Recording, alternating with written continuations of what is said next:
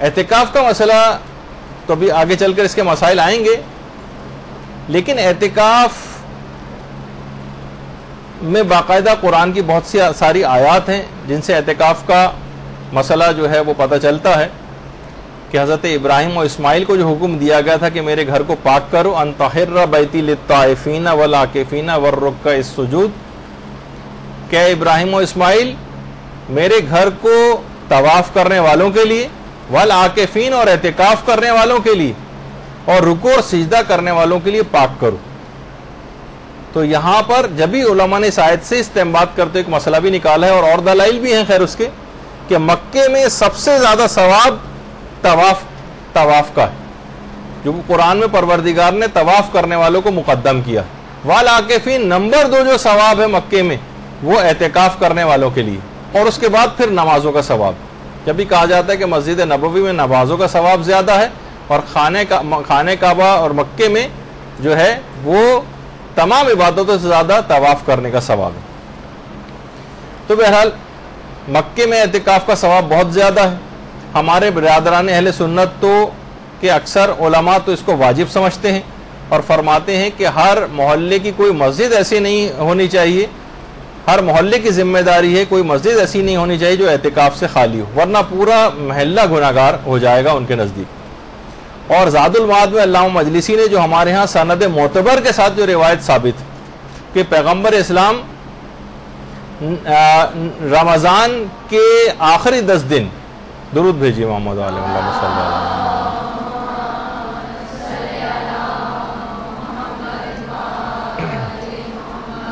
جو روایت ہے پیغمبر اسلام سے اس کے مطابق رمضان کے آخری 10 دن اعتکاف میں بیٹھنا 2 حج اور 2 عمروں کا ثواب دلواتا ہے، اور یہ معتبر سند کے ساتھ اس کو تمام علماء نے مانا۔ اور یہ بھی کہا جاتا ہے کہ صحن مسجد میں، مسجد نبوی کا جو صحن تھا اس میں پیغمبر اسلام کے لیے اونٹنی کے بالوں سے بنا ہوا ایک خیمہ، اونٹنی کے بالوں سے بنا ہوا ایک خیمہ لگایا جاتا تھا، اور پیغمبر وہاں اس میں رہ کر اعتکاف کرتے تھے، کہ پیغمبر اسلام ہر سال اعتکاف کرتے تھے۔ صرف 2 ہجری کا سن ایک ایسا سن تھا جس میں پیغمبر نے اعتکاف نہیں کیا، کہ جب جنگ بدر کے لیے پیغمبر کو میدان جہاد جانا پڑ گیا۔ اور پھر اگلا سال جب آیا 3 ہجری کا رمضان، تو پیغمبر نے 2 اعتکاف کیے، اس میں ایک پچھلے سال کی قضا کی نیت سے کیا، اور دوسرا جو اسی سال رواں کا ہی جو اعتکاف تھا پیغمبر نے وہ کیا۔ لیکن اس کا فلسفہ بھی ہے کہ ہر انسان کو، آپ نے دیکھا ہے کہ انسان تو انسان، مشینیں جو ہیں ان کو بھی اوور ہالنگ کی ضرورت پیش آتی۔ اگر انسان بس گاڑی خریدے اور چلاتا رہے، نہ تیل چیک کرے، نہ پانی چیک کرے، نہ اس کی کوئی سروس کرائے، نہ ٹیوننگ کرائے، تو بہت سی چیز میں 100-200 روپے اگر چیزوں کے اندر لگاتا جائے وہ، تو بہت بڑے خرچے سے بھی انسان اپنے آپ کو بچا لیتا ہے۔ لیکن جب پورا انجن بیٹھ جاتا ہے بعض اوقات، پھر وہ اس کو افسوس ہوتا ہے کہ میں نے اس کی خیال کیوں نہیں رکھا۔ تو جس طریقے سے انسان جو سالانہ میڈیکل چیک اپ ہوتا ہے اس میں بھی اپنا، تاکہ کوئی بیماری ابتدائی میں پتہ چل جائے اور اس کا علاج ہو سکے، اسی طرح ہماری روح بھی ہے کہ بعض اوقات وہ لوگوں کے ساتھ رہتے رہتے ہر قسم کے لوگوں سے آپ کا اور ہمارا واسطہ پڑتا ہے، فاسق و فاجر اور بد کا ہر شخص اپنے اثرات ہم تک پہنچاتا ہے۔ آپ دیکھتی ہیں نا کہ جس طریقے سے کوئی سڑی ہوئی مچھلی اگر کسی کمرے کے اندر رکھی ہو اور آپ لاکھ اسپرے بھی وہاں پر کر دیں تو اب بھی وہ سڑی ہوئی مچھلی جو ہے وہ غالب آ جاتی ہے بعض اوقات، اور وہ عطر اور پرفیوم کی خوشبو کے اوپر بھی۔ تو تمام برے افراد بھی اپنے اثرات ہم تک پہنچا رہے ہوتے ہیں۔ تو ہماری روح کی اوور ہالنگ اور ٹیوننگ کے لیے ضروری ہے کہ ہمیں عام لوگوں سے کاٹا جائے، اور اس کے بعد ہم خاص مسجد کے اندر جو ہے اعتکاف کو قرار دیا گیا، تاکہ سالانہ طور پر اگر انسان اعتکاف کرے، ویسے صرف رمضان سے مخصوص نہیں، عام دنوں میں بھی اعتکاف ہو سکتا ہے۔ تو بہرحال اس لحاظ سے ایک اپنی روح کی بالیدگی کے لیے ضروری ہوتا ہے۔ پھر ایک سوال اس میں یہ ہوتا ہے کہ اعتکاف کن دنوں میں کرنا صحیح ہوتا ہے؟ تو یہ بات یاد رکھ لیجیے کہ ہر اس دن اعتکاف کرنا صحیح ہے کہ جس میں روزہ رکھنا صحیح۔ مثلا مسافر اگر روزہ نہیں رکھ سکتا تو اعتکاف بھی نہیں کر سکتا، حائضہ اگر روزہ نہیں رکھ سکتی تو اعتکاف بھی نہیں کر سکتی۔ ہر اس دن جس دن روزہ رکھنا صحیح ہو اس میں ان دنوں میں اعتکاف کرنا صحیح۔ کم سے کم اعتکاف کتنے دنوں کا ہوتا ہے؟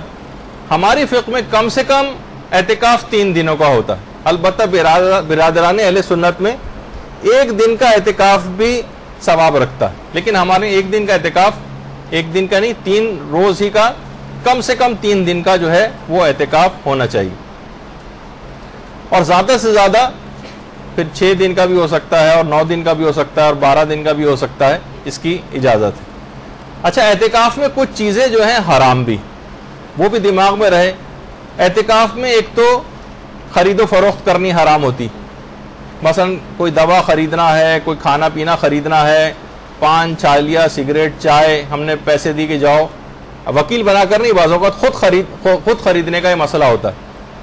تو بہت سے لوگ وہاں چیزیں بیچنے بھی آ جاتے ہیں مساجد میں، اس میں معتکفین جو ہوتے ہیں بہت سی چیزیں خریدتے ہیں، خرید و فروخت سے بھی اعتکاف باطل ہو جاتا ہے. تو سوائے اس کے کوئی مجبوری ہو جائے، کھانا کوئی، اول تو یہ خیالی مسئلے ہو جائیں گے، ورنہ کھانے وغیرہ کا تمام مساجد کے اندر انتظام ہو جاتا ہے. مجبوری ہو تو خرید و فروخت ہو سکتی ہے، مجبوری ہو تو نہیں ہو سکتی.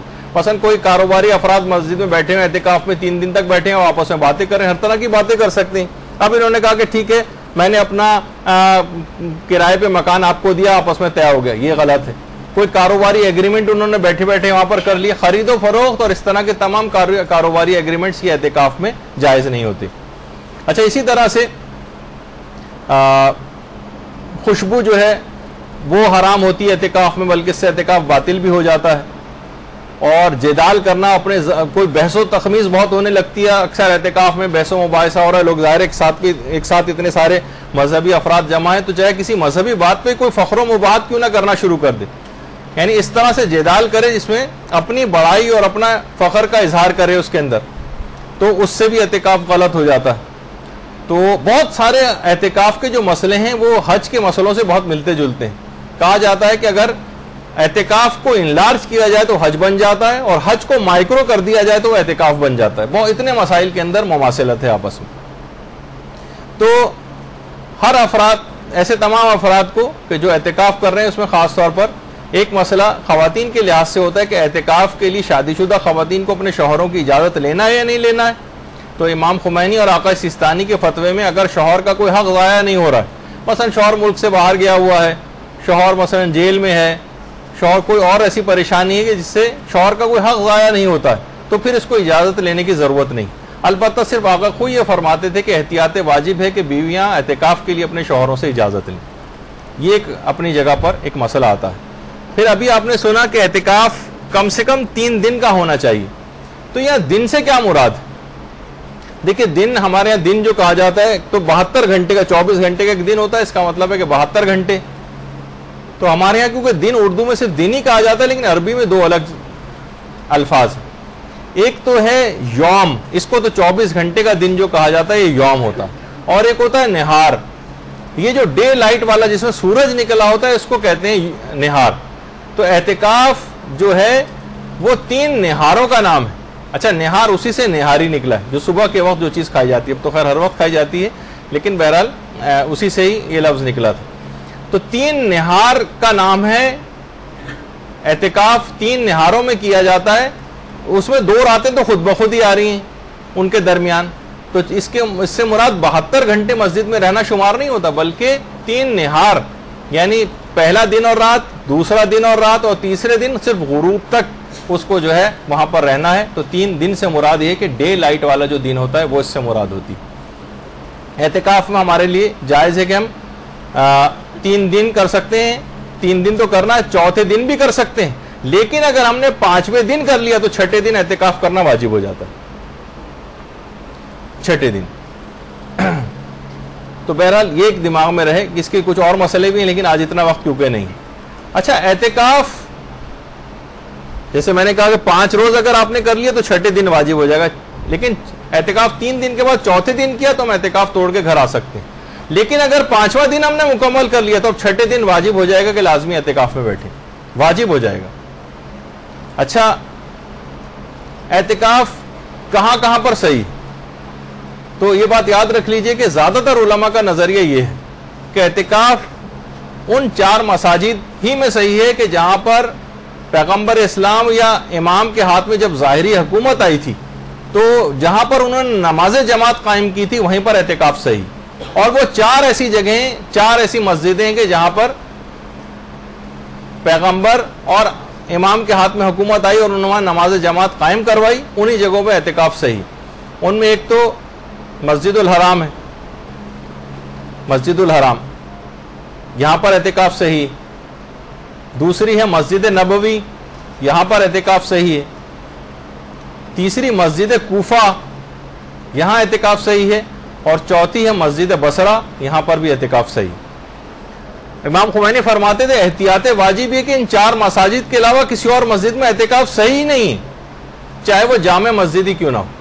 امام خمینی کا نظریہ، امام خمینی کی تقلید میں جو سوائے اس کے کہ وہ رجا کی نیت سے جامع مسجد میں اعتکاف کر سکتے ہیں، لیکن یہی صرف 4 مسجدیں، خانہ کعبہ، مسجد الحرام، مسجد نبوی، مسجد کوفہ اور مسجد بصرہ، ان کے علاوہ امام خمینی کے فتوے میں کسی جگہ اعتکاف صحیح نہیں، صرف رجا کی نیت سے اعتکاف کر سکتا ہے امید ثواب میں، ورنہ ثواب مستحب والی نیت بھی نہیں کر سکتا۔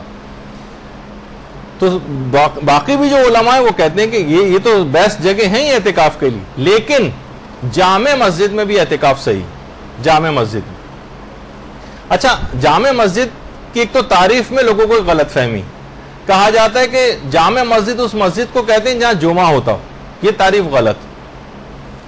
ہر جہاں وہ مسجد کے جہاں پر جمعہ ہوتا ہے وہ تو جامع مسجد ہوتی ہی ہے، لیکن جامع مسجد کی تعریف یہ ہے کہ وہ مسجد کے جہاں پر مختلف علاقوں سے، مختلف محلوں سے، دور دراز سے بھی لوگ آ کر نمازیں پڑھتے ہیں، وہ جامع مسجد۔ کیونکہ اگر آپ کہیں کہ جہاں پر جمعہ ہوتا ہے فقط وہیں پر ہی اعتکاف ہو سکتا ہے تو یہ بات یوں غلط ہو جائے گی کہ بہت سی کراچی کی مسجدیں ایسی ہیں کہ جہاں پر بعض حالات میں جمعے سے بھی زیادہ رش ہو جاتا ہے، جہاں پر جمعہ ہوتا ہے ان سے بھی زیادہ، لیکن وہاں جمعہ ہوتا نہیں، جیسے محفل شاہ خراسان۔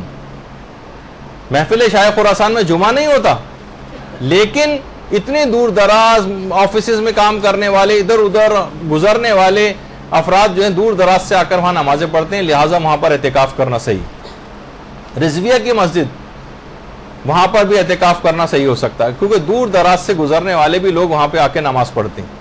باب العلم کی مسجد چاہے جمعہ نہیں ہوتا لیکن وہاں پر بھی اعتکاف صحیح۔ ہاں، گلی محلوں کے اندر، بازار کے اندر جو چھوٹی چھوٹی مسجدیں بنی ہوتی ہیں جہاں صرف دکاندار آ کے نماز پڑھ رہے ہیں، گلی محلے میں صرف محلے والے آ کر نماز پڑھ رہے ہیں، وہاں پر اعتکاف کرنا صحیح نہیں۔ تو بہرحال یہ ایک چیز ایسی ہے کہ یہ بات بیان کرنی ضروری ہے کہ اس میں بہت سی غلط فہمیاں پیدا ہو جاتی ہیں۔ انچولی کی مسجد اگر ہے تو اس میں دیکھا جائے گا کہ اتنی بڑی تعداد میں عام طور پر یہاں مختلف علاقوں اور محلوں سے لوگ آ کر نماز پڑھتے ہیں، تو چاہے یہاں پر جمعہ نہیں بھی ہوتا تب بھی یہاں پر اعتکاف صحیح ہو سکتا ہے اگر اتنی تعداد میں، کثیر تعداد میں لوگ مختلف علاقوں سے آ کر یہاں کا نماز پڑھتے ہیں۔ تو جمعہ جہاں پر ہوتا ہے وہ تو ہوتی ہی جامع مسجد، لیکن اس کے علاوہ بھی بہت ساری مسجدیں جامع ہو سکتی ہیں کہ جہاں پر اعتکاف کرنا صحیح ہے، لیکن لوگ عام طور پر اس کا جو ہے وہ ان کے دماغ میں اس کی ڈیفینیشن ذرا غلط ہوتی۔ اچھا، 3 دن آپ کو مسلسل رہنا ہوتا ہے اعتکاف میں اور مسجد سے باہر نہیں جا سکتے، حتیٰ کہ مسجد سے متصل جو امام بارگاہ ہیں اس میں بھی نہیں جا سکتے، اس میں بھی نہیں جا سکتے۔ اچھا، اگر کوئی شخص بھول کر مسجد سے باہر آ جائے، بھول کر، تو آقا سیستانی اور آقا خوئی کے فتوے میں اس کا اعتکاف باطل ہو جاتا ہے۔ بھول کر بھی اگر باہر آیا مسجد سے، اعتکاف باطل ہو گیا۔ امام خمینی فرماتے تھے کہ اگر زیادہ مدت تک باہر اگر یہ رہا تو اعتکاف باطل ہوتا ہے، لیکن تھوڑی سی بس گیا اور پھر فوراً یاد آ گیا اور واپس آ گیا تو اعتکاف صحیح۔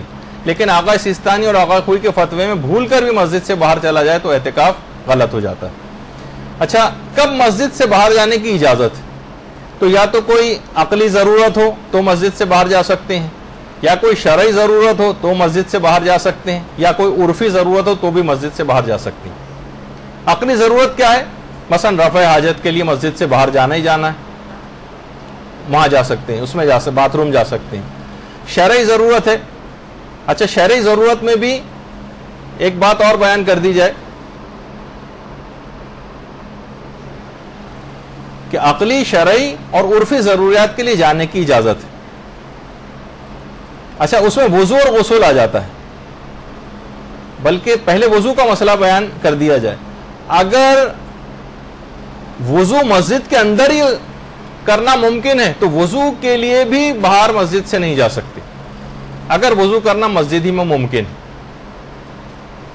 لیکن یہ اچھا وضو کچھ نہیں، 3 چلوں کے اندر وضو ہو جاتا ہے، مسجد کے اندر بھی ہو سکتا ہے۔ بہت سی جو جہاں مسائل کو سمجھا جاتا ہے وہاں مسجد کے اندر ہی ٹنکی وغیرہ لگا کے پائپ لگا کے کیاری وغیرہ کے اندر پانی نکالنے کا ایک انتظام ہوتا ہے تاکہ لوگ وضو مسجد ہی کے اندر کر لیں، کیونکہ اکثر کراچی کی مساجد کے جو وضو خانے ہیں وہ مسجد کی حدود سے باہر ہیں، تو لہٰذا وہ وضو کے لیے بھی باہر جانے کی اجازت نہیں ملتی۔ تو آپ کیونکہ اگر آپ اعتکاف نہیں بھی کریں لیکن گھروں کے جو مرد حضرات ہیں یہ اعتکافوں میں جاتے ہیں تو آپ اکثر ان کو صحیح مسئلہ بتا سکتی ہیں۔ عام طور پر جس جگہ بھی اعتکاف ہونے جا رہا ہو وہاں پر ایک رات پہلے سارے اعتکاف کے مسئلے بیان کرنے چاہیے، ورنہ کیا ہوتا ہے کہ جب مسائل بیان کرنے والے وہاں بیچ کے دنوں میں اعتکاف کے مسائل بیان کرتے ہیں تو اکثر کا 99.99 افراد کا اعتکاف باطل ہو چکا ہوتا ہے، تو کہتے ہیں ہمیں پہلے سے بتایا نہیں، ہمارا تو پورا دن ضائع ہو گیا یہ والا اعتکاف باطل، اب نئے سرے سے نیا اعتکاف شروع کرو۔ جو پورا مسجد کا انتظام تھا وہ بالا ہو جاتا ہے صرف ایک انتظامی غلطی کی وجہ سے۔ اگر ایک رات پہلے ہی اعتکاف شروع ہونے سے پہلے سارے مسئلے بتا بھی دیکھیے گا کہ کتنے مسئلے اس کے اندر آتے ہیں جن سے اعتکاف باطل ہوتا ہے۔ تو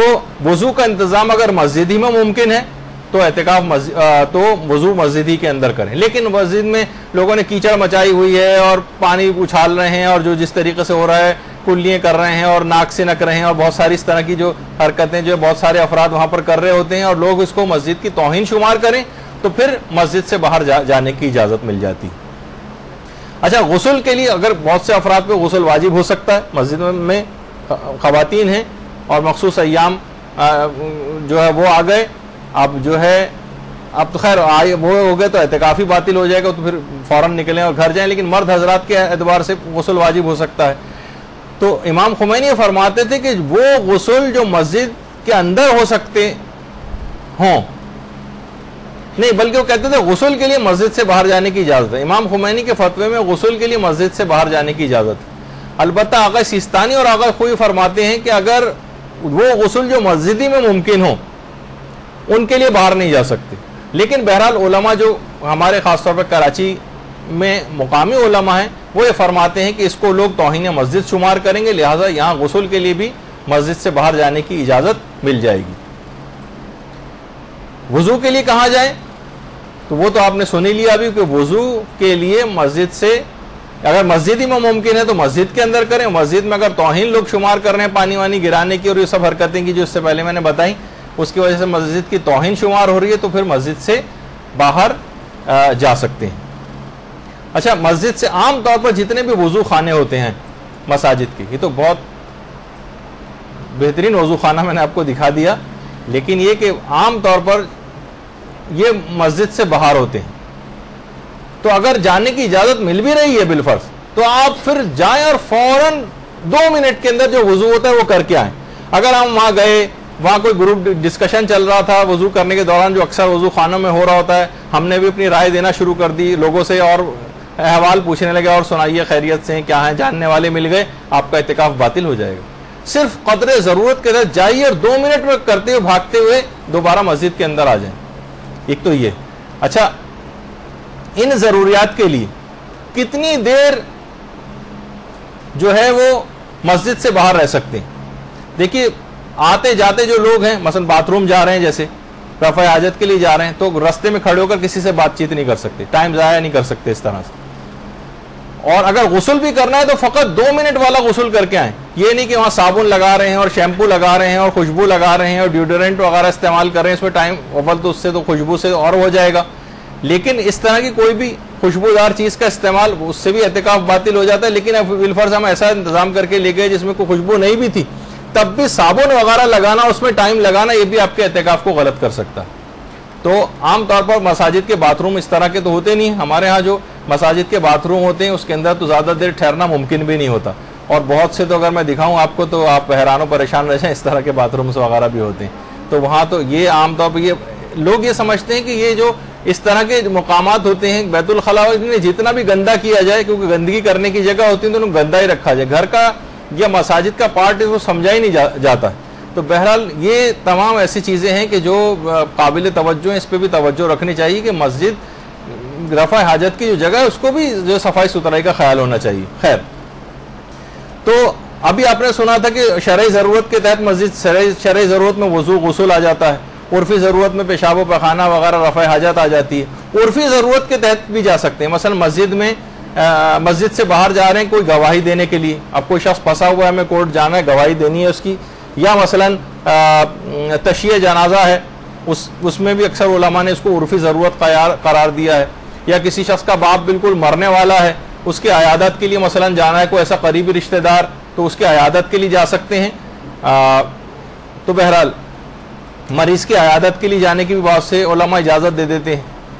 تو کسی نہ کسی, اگر آپ ضرورت سے جا رہی ہیں, کوئی شخص کسی ضرورت سے نکل بھی رہا ہے مسجد سے باہر, تو اس کو اس بات کی رعایت کرنی چاہیے کہ مقدار ضرورت سے زیادہ ٹائم ویسٹ نہ کرے, جائے اور فوراً بھاگتا ہوا قریب ترین راہ کا انتخاب کرے, کوئی بڑے روٹ سے نہ جائے. بہت سے علماء کہتے ہیں ممکن ہو تو زیر سایہ بھی نہ, مثلا درختوں کے سائے میں کنارے کنارے چلتا ہوا, نہیں دھوپ میں کنارے سائے سے ہٹ کر جائے. جیسے میں نے کہا نا کہ حج کے مسئلوں سے بہت زیادہ احرام کے مسئلوں سے ملتے جلتے مسئلے ہیں اس کے. اچھا, اور آقا خود یہ فرماتے تھے کہ نماز جماعت کے لیے بھی بہرحال مسجد سے باہر جانے کی اجازت ہے. کسی اور جگہ نہ, جیسے نماز جماعت بہت زیادہ رش ہو گیا ہے, مسجد سے باہر صفوں میں جگہ مل رہی, تو وہاں بھی نماز جماعت کے لیے جا سکتا ہے.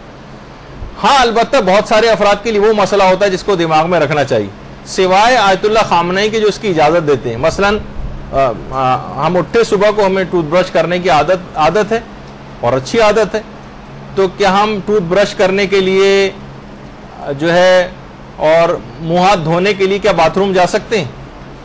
تو آقا خامنئی تو فرماتے ہیں جا سکتے ہیں, لیکن آقا خوئی, آقا سیستانی وغیرہ کے نزدیک ان کے ہاں اس بات کی اجازت نہیں ہے کہ آپ ٹوتھ پیسٹ وغیرہ کرنے کے لیے جو ہے وہ وہاں اس کے لیے باتھ روم جائیں. ٹھیک ہے, ویسی کلی وغیرہ آپ کر لیں, کسی برتن میں کر لیں, پھر اس کو پھینکوا دیں پانی کو, لیکن اس کے لیے ٹوتھ پیسٹ وغیرہ کرنے کے لیے مسجد سے باہر جانے کی اجازت نہیں ملتی. عرفی لحاظ سے بہت سی چیزوں کی جیسے اجازت ہوتی ہے, جیسے باپ انتقال ہونے والا ہے, وہ وصیت کرنا چاہتا ہے, تو بیٹا اعتکاف چھوڑ کے باپ کی وصیت سننے کے لیے جا سکتا ہے. اچھا, آپ ایک بس جلدی مسئلوں کو بیان کریں, وہ بہت کم ٹائم رہ گیا ہے. مسجد سے باہر نکلنے کا تو مسئلہ بھی آپ نے سن لیا. مسجد کی حدود کیا ہوتی ہیں؟ تو یہ بات دماغ میں رہے کہ مسجد کا جو ہال ہے, مسجد کی جو چھت ہے اور مسجد کا جو تہخانہ ہے, یہ مسجد کے حکم میں ہوتا ہے. یعنی مسجد کے ہال میں بھی جا سکتے ہیں, مسجد کی چھت پہ بھی جا سکتے ہیں, مسجد کے تہخانے میں بھی جا سکتے ہیں. مسجد اور خواتین بھی اعتکاف کرتی ہیں, مسجد کے ہال میں جانے کی اجازت ہے. اچھا, مسجد کی چھت پہ جانے کی اجازت ہے. اچھا, اسی طریقے سے جو تہخانے بعض مساجد کے ہوتے ہیں اس میں بھی جانے کی اجازت ہے, ان کو تو مسجد ہی سمجھا جاتا ہے. لیکن جو کیا مسجد کی محراب مسجد کے حکم میں ہوتی ہے یا نہیں؟ بہت سے علماء کہتے ہیں کہ مسجد کی جو محرابیں, مسجد کی محراب یہ اسلامی آرکیٹیکچر کا ویسے حصہ نہیں تھی, بعد میں شامل ہو گئی. جو اس زمانے میں ظالم بادشاہ ہوتے تھے, انہوں نے مسجد میں ایک دروازہ بنایا ہوتا تھا جن پر اپنے اوپر حملوں کا خوف ہوتا تھا, مجھ پر حملہ ہو تو میں یہاں سے نکل کے بھاگ جاؤں. لیکن بہرحال بعد میں پھر آہستہ آہستہ یہ اسلامی آرکیٹیکچر کا حصہ ہی بن گیا. تو بہرحال مسجد کی محراب بھی اب مسجد کے ہی حکم میں ہے اور اس میں کوئی مسئلہ نہیں. اچھا, ہر وہ تو ابھی آپ نے سنا کہ مسجد کی ہال, مسجد کا چھت, مسجد کا تہخانہ, وہ تو مسجد کے حکم میں. لیکن مسجد کا صحن, مسجد کا مینار یا مسجد کا وضو خانہ, کیا یہ مسجد کے حکم میں ہے یا نہیں؟ یہ آپ کو جنہوں نے مسجد کو وقف کیا ہے مسجد بنانے کے لیے, ان سے پوچھنا پڑے گا.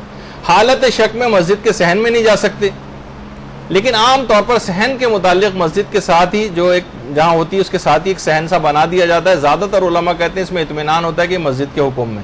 لیکن مسجد کا مینار ہے, مسجد کا وضو خانہ, جب تک شک ہو کہ یہ مسجد کے اندر شامل ہے یا نہیں, تب تک وہاں پر جانے کی اجازت نہیں. اور شک کی حالت میں کسی بھی مشکوک جگہ پر جانے کی آپ کو اجازت نہیں ہوتی مسجد سے باہر نکلنے کی. شک ہو کہ پتہ نہیں جگہ مسجد کے حکم میں ہے یا نہیں, آپ وہاں چلے گئے نہیں, اس سے اعتکاف پہ فرق پڑ جائے گا. اچھا, اسی طریقے سے مسجد کے سامنے کا ایک میدان ہوتا ہے, جیسے آپ انچولی کی مسجد میں جائیں, سامنے ایک پارک بنا ہوا ہے, میدان بنا ہوا ہے, راہداری بنی, اس میں لوگ چلتے ہوئے جا رہے ہوتے ہیں ایک دروازے سے دوسرے دروازے. وہ جگہ مسجد کے حکم, مسجد کی باؤنڈری وال کے اندر تو شامل ہے وہ, لیکن مسجد کے حکم میں نہیں ہوتی. مسجد اسے کہتے ہیں جسے واقف نے, وقف کرنے والے نے مسجد کی نیت سے وقف کیا ہو. اور وہ تو جس جگہ پہ لوگ چپلیں وغیرہ اتارتے ہیں پھر عام طور پر اندر جاتے ہیں, وہ جگہ مسجد کہلاتی. لیکن لوگ جہاں پر چپلوں سمیت چل پھر رہے ہیں, اس کے معنی یہی ہوتے ہیں کہ اس جگہ کو یہ مسجد کے حکم میں نہیں, اور وہاں جانے کی پھر کسی کو اجازت نہیں ملتی. پھر ایک سوال یہ ہے کہ کیا عورتیں گھر میں اعتکاف کر سکتی؟ بہت سی خواتین کہتی ہیں بھائی اعتکاف کا ہم اتنا زیادہ ثواب سنتے ہیں, تو کیا ہمیں اس بات کی اجازت ہے کہ ہم گھر میں بیٹھتے ہوئے اعتکاف کر لیں؟ تو سارے مجتہدین کہتے ہیں کہ نہیں, اعتکاف گھر میں نہیں ہو سکتا عورتوں کا, مسجد ہی میں ہوگا. سوائے آیت اللہ خامنئی کے. وہ یہ فرماتے ہیں کہ رجا کی نیت سے عورتیں اپنے گھر میں بھی اعتکاف کر سکتی ہیں, لیکن بقصد رجا. ثواب مستحب بھی نہیں کہتے, ہو کہتے ہیں امید ثواب میں چلیں, کچھ نہ کچھ ثواب آپ کو مل سکتا ہے, امید ثواب میں گھر میں بھی اعتکاف کیا جا سکتا ہے. لیکن باقی سارے علماء کہتے ہیں کہ فقط جامع مسجد میں اعتکاف صحیح ہے, اور ان 4 مساجد میں جس سے پہلے آپ نے سنا. اور کچھ علماء اس کے بھی قائل ہیں کہ جس طریقے سے آپ نے روزے میں سنا تھا, جیسے یہ میں فقط آیت اللہ خوئی کا مسئلہ بیان کر رہا ہوں, باقی کا میں اس کو دیکھ نہیں سکا, کہ اعتکاف میں نیت کے خلل سے بھی اعتکاف باطل ہو جاتا ہے. جیسے آپ نے روزے میں سنا تھا کہ اعتکاف کہ روزے میں اگر کوئی نیت کسی کی خراب ہو جائے کہ میں روزے کو باقی رکھوں یا نہیں رکھوں, توڑوں یا نہ توڑوں, تو اس سے بھی روزہ باطل ہو جاتا ہے. وہ کہتے ہیں اعتکاف میں نیت کے خلل سے بھی اعتکاف باطل ہو جاتا ہے. آیت اللہ خوئی کا مسئلہ تھا, باقی علماء کے میں فتاوی سلسلے میں دیکھ نہیں سکا. اب آپ بہرحال اگر اس لحاظ سے دیکھیں تو اعتکاف کے متعلق کہا جاتا ہے کہ یہ ایک ایسی راہ آسمانی ہے جس سے انسان بلند مقامات کو جو ہے وہ طے کر سکتا ہے. اعتکاف کی بڑی اہمیت مختلف ایران وغیرہ کے اندر اور ہمارے ہاں بھی اب کافی ہونے لگی ہے انقلاب کے بعد, ورنہ یہاں پر مساجد میں اعتکاف ہوتا بھی نہیں تھا. اعتکاف میں کتنی انسان عبادتیں انجام دیتا ہے, کتنی ہی دعائیں جو ہے وہ کر رہا ہوتا ہے. بہترین عبادت ہے اعتکاف. مساجد کے اندر اس کی رعایت کرتے ہوئے, احترام کی مساجد کے اندر اس میں علم حاصل کیا جاتا ہے, علماء آ کر درس وغیرہ دیتے ہیں, خواتین تک کے بہت بڑی تعداد میں اعتکاف ہوتے ہیں. یہاں پر ہمارے برادران اہل سنت میں ہمارے ہاں خواتین اتنی زیادہ ان کے لیے سہولیات نہیں ہیں, لیکن ایران میں خواتین الگ سے بھی باقاعدہ جو ہے وہ اعتکاف کرتی ہیں, اس کے اندر اپنی روحانیت کو بلند کرتی ہیں تسبیحات و اذکار اور دعاؤں کے ذریعے. تو بہرحال یہ تمام چیزیں ایسی ہیں کہ اگر کبھی موقع ملے تو اس نعمت کو بھی حاصل کرنے کی کوشش کریں. تو بہت ساری باتیں اور سوالات بھی آپ لوگوں کے آگے کا آج گفتگو یہاں پر ہم روک رہے ہیں. انشاءاللہ اب چوتھی نشست جو اس کے بعد ہوگی شب قدر کی گفتگو کے بعد, اس میں ہم باقی ماندہ رمضان کے احکام اور بیان کریں گے. وصلی اللہ علی محمد وآلہ الطیبین الطاہرین. برحمتک یا ارحم الراحمین وصلی اللہ علی محمد وآلہ الطاہرین.